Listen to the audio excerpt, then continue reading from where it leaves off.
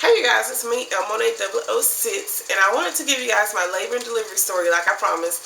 I had recorded it previously, but it did not turn out correctly, so I'm just recording it today since I'm already in front of the camera.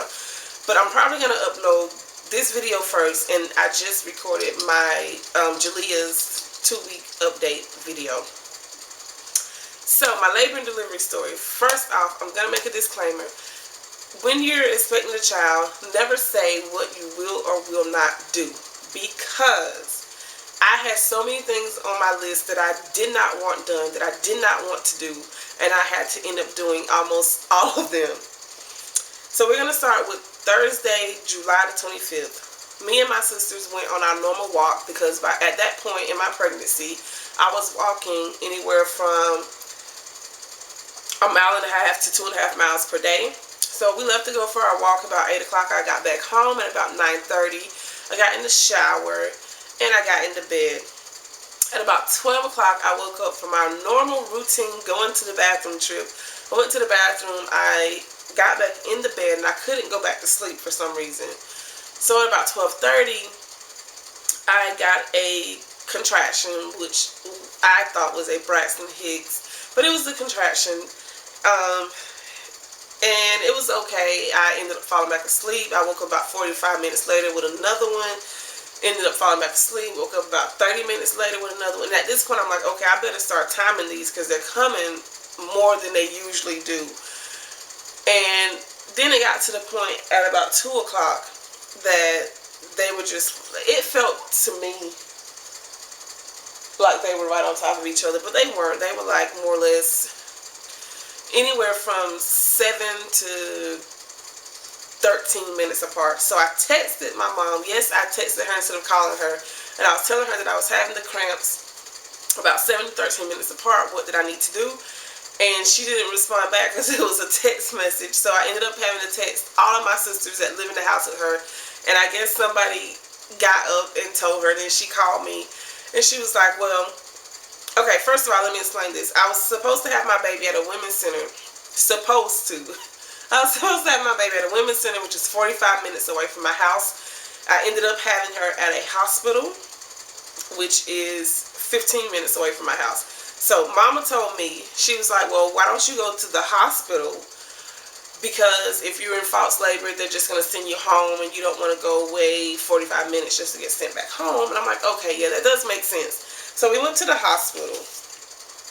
First of all, those nurses that were on staff were really, really rude. They were just really rude. Like, they were basically jumping down my throat because I didn't go to my doctor and blah, blah, blah, and this and that and the other. And then they were like, okay, well, I asked them, I said, well, if I am in labor, can I go to my doctor? And the girl was like, well, if you're past 3 centimeters, we can't let you go anywhere. And I'm like, okay, I completely understand that. Okay, that's fine. So they got a urine sample. It was me and my brother and my baby sister, first of all, to start off with. And they did not let my brother come back there with me. And I was really upset about that because they didn't ask, is that your baby's father or anything. Like, they just said, you can't come.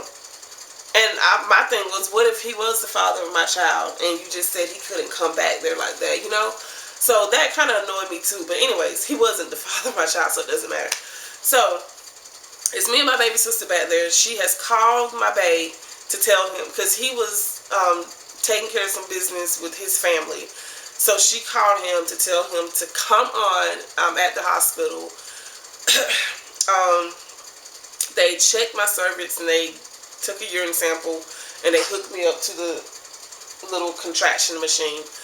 I was 4 centimeters dilated. This was at about 4 o'clock in the morning. 4 centimeters dilated, so I couldn't go anywhere. So they got me in and everything.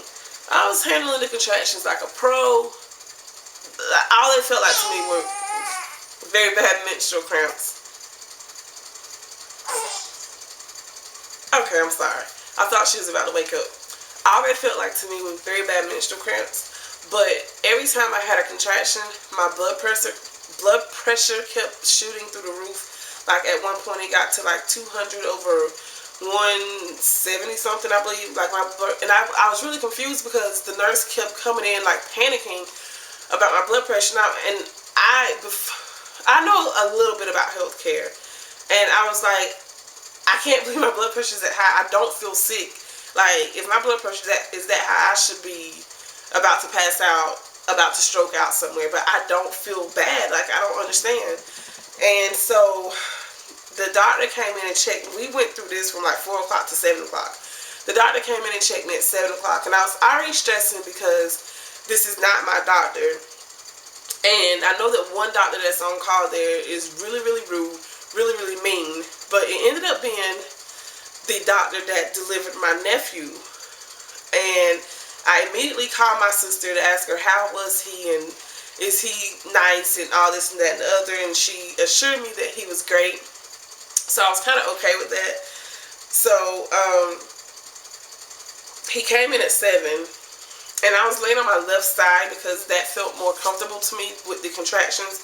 And the nurses had the blood pressure cuff on my left side, which I had already asked if they needed to change that, and they said no. But then the doctor told them they needed to because it wasn't going to be accurate anyways with me lying on my left arm. My IV was in my right hand. Then they put the blood pressure cuff, and I asked them, do you need to switch my IV? The lady said no. I had to call them in like less than 30 minutes later to come and switch my IV to my left hand because every time that blood pressure cuff pumped up, it felt like my IV was going to shoot across the room. It was horrible. So, that's, okay. Thing number one I said I wouldn't do was have my baby at this hospital. I said I was going to have my baby at the Women's Center. So that's one thing that I said I would not do that I ended up doing. Thing number two that I said I wasn't going to do is I didn't want an IV. I wanted my birth to be as natural as possible. I don't like needles. I'm afraid of them. But they had to start an IV because my urine sample showed that I was so dehydrated they wanted to push fluids. So not only did I have to get one IV, but I had to get two because the nurse didn't listen. So then the doctor comes back in about an hour to check me. And he was telling me that the trend that he was noticing is that my blood pressure shot up every time I had a contraction. And although I was personally handling the contractions well, my body wasn't. So he recommended that I get some pain management medicine. Thing number 3 that I did not want, but I had to get. He recommended that I get some pain management medicine to prevent my blood pressure from going up, which could affect the baby. And so I asked him what options that I have besides an epidural, and he explained to me that he could give me narcotics, but he really didn't want to because that would also affect the baby, and he needed to make sure that the baby was fine.